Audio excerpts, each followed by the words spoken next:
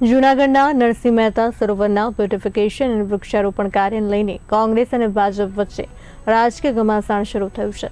કોંગ્રેસે કરોડો રૂપિયાના ભ્રષ્ટાચારના આક્ષેપો કરતા વૃક્ષારોપણ, ખાડા ખોદકામ અને છોડ ખરીદીમાં વધુ ખર્ચ દર્શાવી બિલ પાસ કરાયાનું જણાવ્યું છે.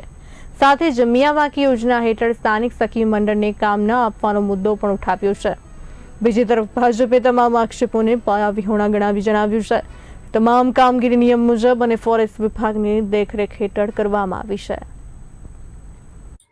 વિપક્ષના આક્ષેપ એ ક્યારેય જમીની સ્તરના હોતા નથી.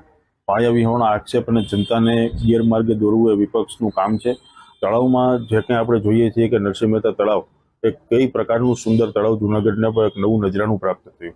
પ્રવાસીઓ પણ ખૂબ મોટી સંખ્યામાં નરસિંહ મહેતા તળાવમાં આવી રહ્યા છે.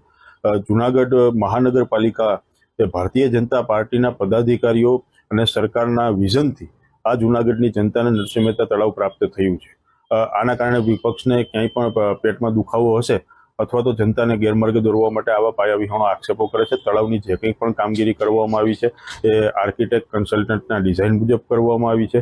જે કંઈ પણ એમના બિલના ચૂકવણા થયા છે એ તમામ ખરાઈ કર્યા બાદના જ ચૂકવણા મહાનગરપાલિકાની 3 વર્ષ પહેલા ખોદવામાં આવ્યું ત્યારે બહારથી ગામડે વિસ્તારમાંથી જે તળાવ ઊંડા કરવાના હોય એમાંથી માટી આમાં નાખવામાં આવી હતી ત્યારે એનું પણ મોટું બિલ મૂકવામાં આવ્યું હતું. હવે જ્યારે લોકાર્પણ થઈ ગયું ત્યારે અત્યારે હાલ આજે નરસિંહ મહેતા તળાવમાંથી એ માટી કાઢવામાં આવે છે અને ઊંડું ઉતારવાના બને તો આપણે જોઈએ કે એક ને એક માટીના કેટલી વાર બિલ આમાં મુકાય છે. આ ખરેખર ઊંડી તપાસનો વિષય છે. એમાં આપણે જોઈએ કે માછલાઓ મરે છે તો 5 થી 6 કરોડ રૂપિયાનો ફિલ્ટર પ્લાન્ટ ગટરનું પાણી શુદ્ધ કરીને નરસિંહ મહેતા તળાવમાં નાખવાનું છે. તો એ જે ફિલ્ટર પ્લાન્ટ છે એ પણ કાર્યરત નથી. તો જો એનો એક સીધી સાબિતી છે કે માછલાઓ જીવસૃષ્ટિ મરી રહી છે. તો આ કઈ રીતનું બ્યુટિફિકેશન કરવામાં આવ્યું છે. માત્ર આમાંથી એટીએમ મશીનની જેમ આમાંથી કરોડો રૂપિયા શાસક પક્ષ કમાઈ રહ્યો છે. નવા ખોટા ખર્ચ કરી અને લાખો કરોડો રૂપિયાના બિલ આ નરસિંહ મહેતા સરોવરમાંથી